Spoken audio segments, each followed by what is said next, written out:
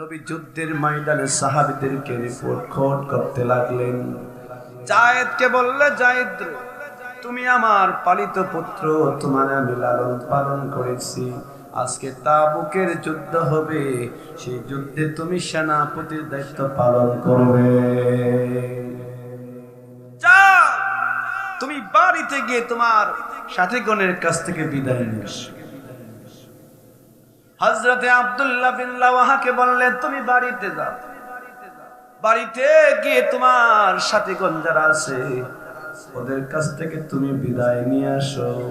নবী আমার যুদ্ধের মাঠে পাঠাইতেছেন, আমার যুদ্ধের ময়দানে আমি নিশ্চয় আমি শহীদ হয়ে যাব। তিনজন সেনাপতির মধ্যে আমার নামটাও রাসূল লিখে দিয়েছে। বিবি ডাক দিয়া বলে, স্বামী আমার, ওই যুদ্ধে আপনি শহীদ হয়ে যাবেন। আপনি আমি মদিনার সবচেয়ে সুন্দরী, আপনি আমারে দেখেন নাই, আমি আপনারে দেখি নাই।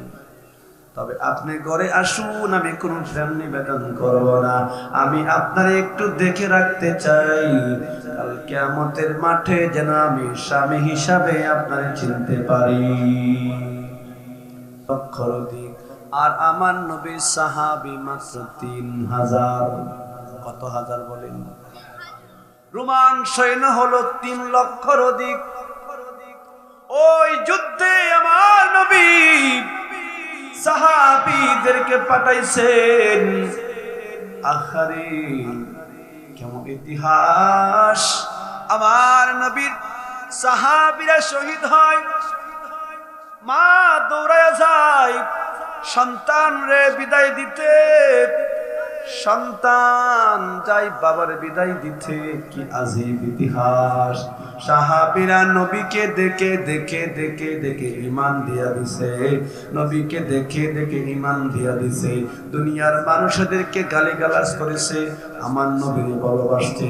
আজকে বর্তমানে আমাদেরকে গালিগালাজ করে নবীকে ভালোবাসার কারণে, আমরা সুন্নি হওয়ার কারণে কিন্তু আমাদের মানহাজ হচ্ছে সাহাবীদের মানহাজ।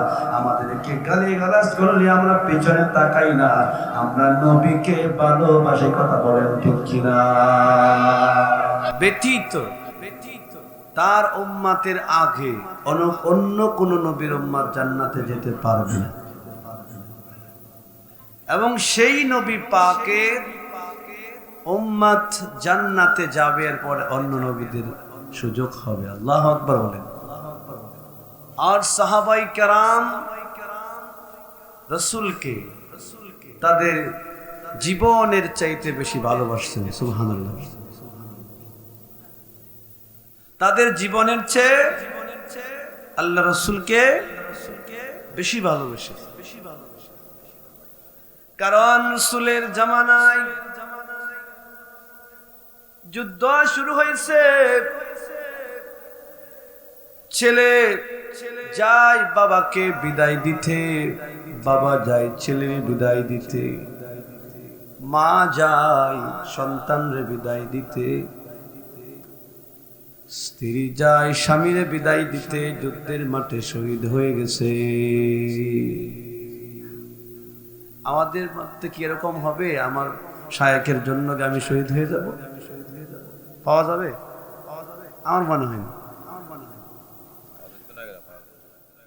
মা যায় তার সন্তানকে বিদায় দিতে, সন্তান যায় বাবারে বিদায় দিতে।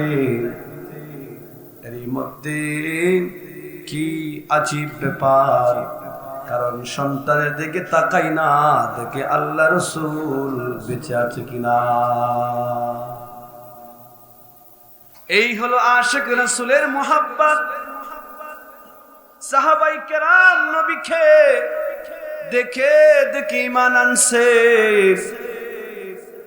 আর দুনিয়ার মানুষ তাদের বিরুদ্ধে বলেছে। কিন্তু দুনিয়ার মানুষের কথা তোয়াক্কা না করে নবীর প্রেমে মজিয়া মজিয়া জীবন দিয়া দিছে, তার নাম হলো আশিক রাসূল। জোরে বলেন না ইয়া রাসূলুল্লাহ। তারই মধ্যে একজন ছিলেন বেলাল, তারই মধ্যে ছিলেন খাব্বাব, তারই মধ্যে ছিলেন আবু হুরাইরা, তারই মধ্যে ছিলেন আবু দারদা, তারই মধ্যে ছিলেন আয়ুব আনসারী, তারই মধ্যে ছিলেন সাদ সালামী রাদিয়াল্লাহু তাআলা আনহু। হযরত ওমর, ওমরের বাবা ওমরকে বললেন, ওমর তুমি কই গিয়েছিলা রে ওমর? ওমর বললেন, আমি নবীর দরবারে গিয়েছিলাম। হযরত ওমর, ওমরের বাবা আরেকদিন ওমরকে রাস্তায় পেয়েছেন, বলে তুমি কই গেছিলা বলো? বলে আমি নবীর দরবারে গিয়েছিলাম। বলে ওমর তোমাকে বলি তুমি নবীর দরবারে যাইবা না। ওমর বলে বাবা আমি তামাম দুনিয়া চাটতে পারি, আমি নূরে নবীজির কদম চাটতে পারি না। একটু জোরে বলেন না ইয়া রাসূলুল্লাহ। ওমর বলেন আমি নবীর কদম চাটতে পারি না। বাবা আরেকদিন বলছেন, ওমর তুমি যাইবা না। ব্যাগ থেকে তরবারি বের করে বাবার কল্লা কেটে ফেলে দিয়েছেন। এই হলো আশিকে রাসূল। হযরতে যায়েদ রাদিয়াল্লাহু তাআলা আনহু, যায়েদের বাবা যায়েদ ছোট সময় যায়েদ বিন হারিসা হারায় গেলেন। মক্কাতে হজ করার জন্য লোকেরা আসছেন, এসে দেখেন যায়েদ আমার নবীর দরবারে আছেন। এরপরে কবর গেল, যায়েদের খুঁজে পাওয়া গেছে নবীর দরবারে। যায়েদের বাবা নবীর কাছে আসছে, বলে নবী আমার, আমাদের ছোট যায়েদ ছোট সময় হারায় গেছে। যায়েদের মা কাঁদতে কাঁদতে যায়েদের জন্য অন্ধ হয়ে গেছে। তবে যায়েদ নাকি মক্কার যায়েদ ঘোরাফেরা করে, লোকেরা বলছে আপনার কাছে লালিত পালিত হচ্ছে। তবে নবী আমার, যায়েদ যদি যেতে চায় আপনি যায়েদের বিদায় দিয়ে দিবেন। নবী আমার বললেন, হে যায়েদের পিতা, যায়েদ যদি তোমায় চিনে তাহলে আমি তোমাদের সাথে আমি যায়েদকে দিয়া দেব। আর যদি যায়েদ না যেতে চায়, আমি তো এমন নবী না, আমি যায়েদরে বিদায় দিতে পারি না। মক্কার সম্ভ্রান্ত মানুষদেরকে ডাকা হলো, যায়েদকে আনা হলো। যায়েদ বললেন, এই তুমি কি ওনারে চিনো নাকি? যায়েদ বললেন, আমি উনি আমার বাবা, আমি তারে চিনি। ওনাকে চিনো? বলে হ্যাঁ আমার ভাই, আমি তারে চিনি। করে এই সব লোক যারা আসছে ওদেরকে চিনো? করা আমার বংশের লোক। তবে যায়েদ তুমি বলো তোমার বাবার সঙ্গে তুমি কি যাইতে চাও কিনা? যায়েদ কোনো কথা বলে না। যায়েদের বাবা বলছে, যায়েদ তুমি চলো, বাড়িতে চলো। তোমার মা তোমার জন্য কাঁদে। তোমার যত ছাগল বেড়া উট দুম্বা ছিল, উট ছিল, টাকা ছিল, পয়সা ছিল, যায়েদ তোমার সব ফিরে দিব। তবে তুমি চলো, বাড়িতে যাই। যায়েদ কোনো কথা বলে না। যায়েদ চোখের পানি ছেড়ে ছেড়ে যায়েদ কান্না করে। যায়েদের কি আমার নবী বলে, যায়েদ তুমি কাঁদো কেন? যায়েদ ডাক দিয়া বলে, হে মক্কাবাসী, আমি যেই নবীর কাছে আমি দেখে বড় হয়েছি, 15 বছর ধরে নবী আমারে সন্তানের মতো লালন পালন করেছে। একদিনও আমারে ধমক দিয়ে কথা বলে নাই। আমি যেখানে তাকি এখানে আল্লাহর কালাম কোরআন নাজিল হয়। যে নবীর চেহারা আনোয়ারের দিকে দেখতে তাকাইতে দেখতে মনে চাই, দেখতে মনে চায়, যাকে আল্লাহ তাআলা তার আপন নূর হইতে সৃষ্টি করেছেন, যাকে শাফিউল মুজনবিন করেছেন, যাকে আশরাফুল আম্বিয়া করেছেন, যেই নবী হাইটা গেলে মেঘের কণ্ড মাথায় ছায়া দান করেন, সেই নবীর কদম আমি চাটতে পারবো না। ও আমার পিতা বলো, আমারে কি বাড়িতে গেলে সেই নবী দিতে পারবা? আমি তোমারে চাটতে পারি, আমি তামাম দুনিয়া চাটতে পারি, আমি নূর নবীর কদম চাটতে পারবো না। হযরতে যায়েদ বিন হারেসা আমার নবীর কাছে যায়েদ বড় হতে লাগলো। আমার নবীর কাছে যায়েদ বড় হলো। আমার নবী একবার, আমার নবী তাবুকের যুদ্ধে যাবেন, রোমানদের বিরুদ্ধে তাবুকের যুদ্ধ হবে। আর রোমানরা সহস্র বাহিনী নিয়ে রোমানরা চলে আসছে তাবুকের ময়দানে। মুথার প্রান্তরে যুদ্ধ হবে। আমার নবী সাহাবীদেরকে কোট করতে লাগলেন, সাহাবীদেরকে নবী বলতে লাগলেন, ওই যুদ্ধের মধ্যে আমার নবী নিজে যাবেন না, সাহাবীদেরকে পাঠাইবেন। এই যুদ্ধের মধ্যে প্রথম সেনাপতি হবে আমার পালিত পুত্র যায়েদ। আর এই যুদ্ধে সকল সাহাবীরা স্বর্ণ গয়না টাকা পয়সা দান করেছে। সবচেয়ে বেশি দান করেছে হযরত ওমর, দান করেছে, টাকা নিয়ে আসছে, পয়সা নিয়ে আসছে। ওমর বলছে, ওমর কি পরিমাণ আনছে? ওমর বলে, আমার সম্পদকে আমি 1-2 বন্টন করে আমি একটা বন্টন আপনার জন্য নিয়ে আসলাম। ও নবী, ওইটা হাদিয়া নেন। মাওলানা আলীকে বলেন, আপনি কতটুকু আনছেন? ও নবী, আমি অর্ধেকটা আনলাম। ওইভাবে কেউ 3 ভাগ আনতে আসছে, কেউ 1 ভাগ আনছে, কেউ 2 ভাগ তুই আসছে, 1 ভাগ আনছে, কেউ 4 ভাগ করে 1 ভাগ আনছে। কিন্তু আবু বকর একটা পিরালের আজগায় দাঁড়িয়ে আছে। আমার নবী বলে, আমার আবু বকর কোথায়? আবু বকর চোখের পানি ছেড়ে ছেড়ে আবু বকর কান্না করে। নবী বলেন, এই আবু বকর তুমি কাঁদো কেন? বলেন, নবী আজকে সবাই অনেক কিছু দান করলো, আমি আবু বকর তেমন কিছু দান করতে পারলাম না। আমার ঘরটাকে আমি ঝাড়ু দিয়ে দিয়ে দিয়ে দিয়ে নবী আমার আজকে আমার যাহা ছিল আমি সব নবীর কদমে নজরানা পেশ করেছি। আল্লাহ তাআলা ডাক দিয়া বলে, নবী আবু বকরকে জানায় দেন, আমি আল্লাহ আবু বকরকে সালাম দিয়ে দিলাম। জোরে বলে যাবে নাকি আল্লাহু আকবার?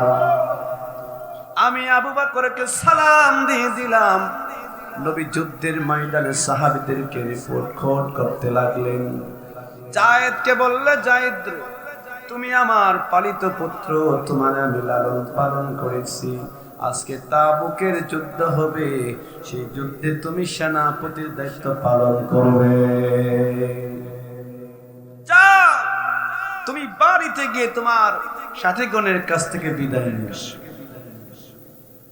হযরতে আব্দুল্লাহ বিন রাওয়াহাকে বললেন, তুমি বাড়িতে যাও, বাড়িতে গিয়ে তোমার সাথীগণ যারা আছে ওদের কাছ থেকে তুমি বিদায় নিয়ে আসো। তিনি বাড়িতে চললেন। এরপরে জাফর বিন আবু তালিব তাকে বললেন, তুমি বাড়িতে যাও, বাড়ি থেকে তোমার আত্মীয় স্বজনের কাছ থেকে বিদায় নিয়ে আসো। হযরতে যায়েদ বিন হারেসা বলছেন, হযরতে যায়েদ বিন হারেসা বলছেন, ও নবী আমার, আপনি তো আমার পিতা, মক্কার জমিনে আমার কেউ নাই, আপনি আমার পিতা বলে সম্বোধন করে নিছেন। আমি আজকে কার কাছে বিদায় নিব? আমার মা আয়েশা ঘর থেকে শুনেছে আমার বিদায় নেওয়ার কোনো দরকার নাই। আমার ওই জীবন আমি আজকে আমার নূর নবীর জন্য আমি কুরবানি করে দিব। কারণ আমার মন বলেছেন ওই যুদ্ধের ময়দানে আমি যাব। আমার আগে একজন আছে, আমার পরে আরেকজন আছে, নিশ্চয়ই নির্ঘাত আমি শহীদ হয়ে যাব। নবী আপনি আমারে বিদায় দিয়া দেন, দুনিয়ার কেউর কাছ থেকে আমার বিদায় নেওয়ার কোনো দরকার নাই।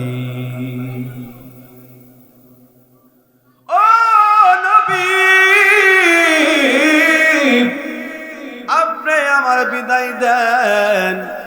আমার নবী তার বিদায় দিয়ে দিলেন। হযরতে আব্দুল্লাহ বিন রাওয়াহা তিনি নতুন বিবাহ করেছেন। বিবি তার ঘরের মধ্যে গেল, ঘরের মধ্যে গিয়ে বলেন, স্বামী হে, আমি তোমাকে বিবিরে, আমি তোমার কোনো হক আদায় করতে পারি নাই, কেবল তোমারে নতুন বিবাহ করেছি, তুমি আমার প্রতি কোনো দাবি রাখবি না। কারণ কি? কারণ হলো আমার নবী আমারে যুদ্ধের মাঠে পাঠাইতেছেন। আমার যুদ্ধের ময়দানে আমি নিশ্চয় আমি শহীদ হয়ে যাব। তিনজন সেনাপতির মধ্যে আমার নামটাও রাসূল লিখে দিয়েছে। বিবি ডাক দিয়া বলে, স্বামী আমার, ওই যুদ্ধে আপনি শহীদ হয়ে যাবেন। আপনি, আমি মদিনার সবচেয়ে সুন্দরী, আপনি আমারে দেখেন নাই, আমি আপনারে দেখি নাই। তবে আপনি ঘরে আসুন, আমি কোনো প্রেম নিবেদন করব না, আমি আপনারে একটু দেখে রাখতে চাই, কাল কিয়ামতের মাঠে যেন আমি স্বামী হিসাবে আপনারে চিনতে পারি। হযরতে আব্দুল্লাহ বিন রাওয়াহা তিনি চললেন। হযরতে আব্দুল্লাহ বিন রাওয়াহা চলে গেলেন। হযরতে জাফর বিন আবু তালিব বাড়িতে গেলেন। বাড়িতে গিয়ে বলে, বিবি রে, আমারে নবী পাঠাইছেন তোমাদের কাছ থেকে বিদায় নেওয়ার জন্য, কারণ আমার নবী আমারে যুদ্ধে পাঠাইতেছেন। আমার সেনাপতি দায়িত্ব দিয়েছেন, আমার আগে দুইজন আছে, আমি নিশ্চয় নির্ঘাত শহীদ হয়ে যাব, তুমি আমারে বিদায় দিয়ে দাও। বিবি ডাক দেয়া বলে, স্বামী আমার, আপনার ছোট ছোট ছেলেরা আছে, আমি তাদেরকে কিভাবে নিয়ে চলব? এরপরে ডাক দেয়া বলে, স্বামী আমার, আমি আপনার জন্য দোয়া করি, আমি আপনার জন্য দোয়া করি, আল্লাহ যেন আপনার যুদ্ধের মাঠ থেকে ফিরিয়ে দেন। বলে, বিবির উল্টা দোয়া করবি না, আমার নবী যেই জায়গায় বলেছেন আমি শহীদ হয়ে যাব, আমার জন্য দোয়া করে দিও। বিবি কান্দে, সন্তান কান্দে, পিছন দিক দিয়ে তাকায় দেখলেন না কারা কাঁদে। এই হলো আশিকে রাসূলের মুহাব্বত। একটু জোরে বলেন না, ইয়া রাসূলুল্লাহ। আমি লিখিব চিঠি দিব তোমায়, পাখি পৌঁছে দিও রোজায়। আমি লিখিব চিঠি দিব তোমায়, পাখি পৌঁছে দিও রোজায়। চিঠির উত্তর যদি গোনা পাই, জীবন মরণ হবে যে বিতাই। চিঠির উত্তর যদি গোনা পাই, জীবন মরণ হবে যে বিতাই। চেপে মেরি চাদর অস্কর নির্গাই, সে প্রেমে নসিব করো গো আমায়। আমি লিখিব চিঠি দিব তোমায়, পাখি পৌঁছে দিও রোজায়। রোমানদের সাথে যুদ্ধ হবে, আমার নবী সাহাবী পাঠাইলেন। রোমান রাষ্ট্রে 3 লক্ষর অধিক, আর আমার নবীর সাহাবী মাত্র 3000। কত হাজার বলেন? রোমান সৈন্য হলো 3 লক্ষর অধিক। ওই যুদ্ধে আমার নবী সাহাবীদেরকে পাঠাইছেন। আখারে কেমন ইতিহাস! আমার নবীর সাহাবীরা শহীদ হয়, মা দৌড়ায় যায় সন্তান রে বিদায় দিতে। সন্তান যাই বাবার বিদায় দিতে, কি আজীব ইতিহাস। সাহাবীরা নবীকে দেখে দেখে দেখে দেখে ঈমান দিয়া দিছে, নবীকে দেখে দেখে ঈমান দিয়া দিছে। দুনিয়ার মানুষদেরকে গালিগালাজ করেছে, আমার নবীকে ভালোবাসছে। আজকে বর্তমানে আমাদেরকে গালিগালাজ করে নবীকে ভালোবাসার কারণে, আমরা সুন্নি হওয়ার কারণে কিন্তু আমাদের মানহাজ হচ্ছে সাহাবীদের মানহাজ। আমাদেরকে গালিগালাজ করলে আমরা পিছনে তাকাই না, আমরা নবীকে ভালোবাসি। কথা বলেন ঠিক কিনা? এই হলো সাহাবীদের মানহাজ, আর এটি হচ্ছে আহলে সুন্নাহ ওয়াল জামাতের মানহাজ। উচ্চ আওয়াজে বলুন না ইয়া রাসূলুল্লাহ। আবার বন্ধুগণ, যুদ্ধ শুরু হয়ে গেছে, সাহাবীরা যুদ্ধের ময়দানে চলে গেছে। প্রথম দিন যুদ্ধ হলো, কাফেররা অনেকেই পালায় গেল। দ্বিতীয় দিন যুদ্ধ হলো, কাফেররা কিছু পালায় গেল। এরপরে রোমান সৈন্যদের কবর হলো, আরো সৈন্য তারা বাড়িয়ে দিল। এই দিন হযরতে যায়েদ বিন হারেসা তিনি শহীদ হয়ে গেলেন। এরপরে ইসলামের ঝান্ডা আব্দুল্লাহ বিন রাওয়াহার হাতে গেলেন। আব্দুল্লাহ বিন রাওয়াহা যুদ্ধের ময়দানে চলে গেলেন। অনেক বেঈমান নরপশুকে জাহান্নামে পাঠিয়ে দিয়ে এরপরে নিজে শাহাদাতের অমৃতসোধা পান করবেন। কিন্তু দেখা গেল দুষ্ট বেঈমান পিছন দিক দিয়ে তার ডান হাতের মধ্যে আঘাত করেছে, ডান হাতটা কেটে পড়লো। তরবারি বাম হাতে নিলেন, বাম হাতটা কেটে পড়লো তরবারিটা। এরপরে কামড় দিয়ে ধরে রেখেছেন, মাটিতে পড়তে দেয় নাই। হযরতে আব্দুল্লাহ বিন রাওয়াহা ওই তরবারি কামড় দিয়ে ধরে রাখছেন।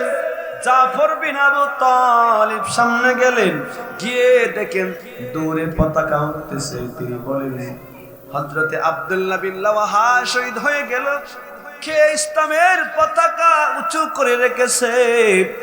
যা দেখেন হযরতে আব্দুল্লাহ বিন রাওয়াহার হাত কাটা, পা কাটা, একটা দেহ পড়ে আছে একদিকে, আর তরবারিটা কামড় দিয়ে দিয়ে দিয়ে উঁচু করে রেখেছেন।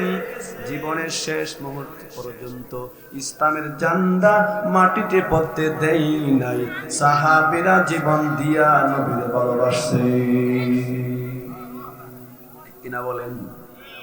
হযরতে বেলাল লোহার রড খেয়ে গরম করে বেলালের জিহ্বাতে লাগায় দেওয়া হয়েছে।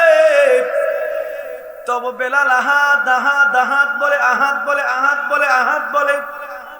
নবী আমার মেরাজে গেলেন, মেরাজ থেকে ফিরে আসছেন, বলে বেলাল তুমি কি আমল করো বলো। বেলাল বললেন, নবী আমার জীবনে তেমন কোনো ভালো আমল নাই। আমার উযু গেলে উযু করি, উযু গেলে উযু করি, উযুর জন্য নামাজ পড়ি। উচ্চ আওয়াজে বলুন না ইয়া রাসূলুল্লাহ। হযরতে বেলাল কেমন দামি হইল। বেলাল আজান দিলে আরশে আজিম পর্যন্ত পৌঁছে যাইত। এইটা মুহাব্বতে রাসূল, প্রেম প্রেম প্রেম। কথা বলে ঠিক কিনা? তা ঈমান, আহারে কে ঈমান ছিল, ঈমান ছিল। জীবন দিয়ে দিল, যৌবন দিয়া দিল, সম্পদ দিয়া দিল। কেমন দামি বেলাল হয়ে গেল। আমার নবী বলে, বেলাল গো, আমি আরশে আজিমে তোমার আজানের ধ্বনি পাইছি। আমি আরশে আজিমে তোমার আজানের ধ্বনি পাইছি রে বেলাল। ও বেলাল, আমার নবীর মুয়াজ্জিন বেলাল কত দামি হইল, কাব্বার দামি হইল, হযরতে তালহা দামি হইল, ওমর দামি হইল, দামি হইল। আমার নবীর হাতে করা 10,000 সাহাবীর কবর জান্নাতুল বাকিতে আছে। আমার নবী বলে, আমার সকল সাহাবী জান্নাতি।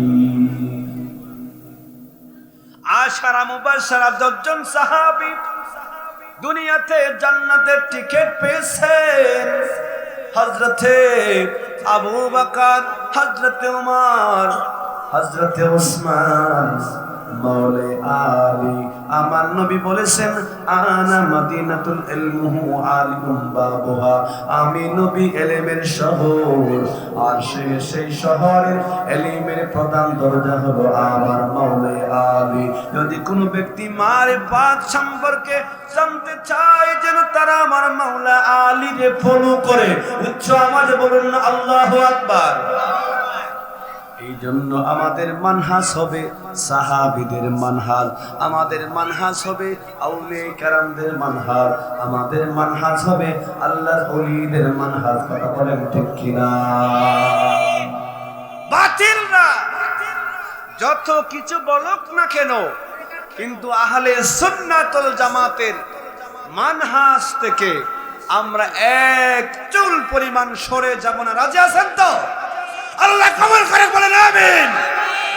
কারণ আমাদের আকীদাকে মজবুত করতে হবে। কারণ বর্তমান সময় যে অবস্থা হয়েছে আমাদের দেশের, এই অবস্থার ভিতরে আমাদের কিন্তু বিপদ সামনে, ঠিক কিনা বলুন? এই বিপদ যদি আমরা ঠেকায়ে সামনে যেতে পারি, আমরা ইমাম মেহেদীর সন্তান পাবো, যার বাবার নাম হবে আব্দুল্লাহ, মায়ের নাম হবে আমেনা, আবার নবীর বংশের হবে। আল্লাহু আকবার বলেন। আমরা ইমাম মেহেদীর অনুসারী, আমরা মাওলা আলীর অনুসারী, আমরা নূর নবীর প্রেমিক, ঠিক কিনা বলুন? আল্লাহ আমাদেরকে কবুল করে বলেন আমিন। উচ্চ আওয়াজে বলেন আমিন। আমি অল্প সময় আপনাদের সামনে কথা বললাম, কারণ রাত অনেক হয়েছে। এত রাত্রে অস্পরা আপনারাও বুঝবেন না, আমিও বলতে পারবো না, কারণ অনেক রাত হয়েছে। আপনারাও ঘুমাবেন, আরো এখানে আরো মাহফিলের আরো কার্যক্রম আছে। এই জন্য আমি আমার আলোচনা এখানেই সমাপ্ত করছি। ওয়া আখিরি দাওয়ানা আনিল হামদুলিল্লাহি রাব্বিল আলামিন। আসসালামু আলাইকুম ওয়া রাহমাতুল্লাহি ওয়া বারাকাতুহু।